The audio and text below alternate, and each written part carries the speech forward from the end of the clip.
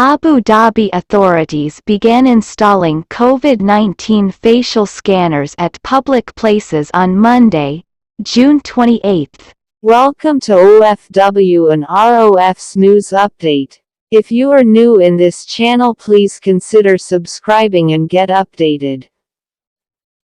After health officials approved their use to detect individuals infected with COVID-19, the special scanners will be installed at selected malls, residential areas, airports and border checkpoints starting on June 28, according to the Abu Dhabi media office.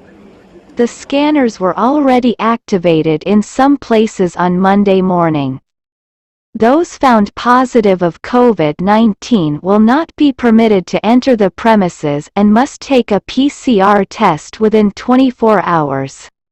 Dr. Jamal Al-Kabi, Under-Secretary at Department of Health in Abu Dhabi, said the scanners would be used alongside other screening methods, such as PCR testing.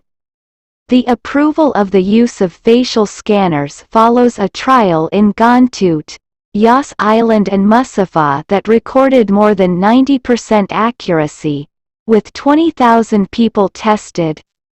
The technology was developed by EDE Research Institute Abu Dhabi and detects possible infections by measuring electromagnetic waves that change when RNA particles of coronavirus are present in the person's body.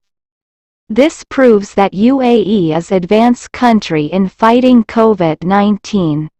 And that is our news update for today.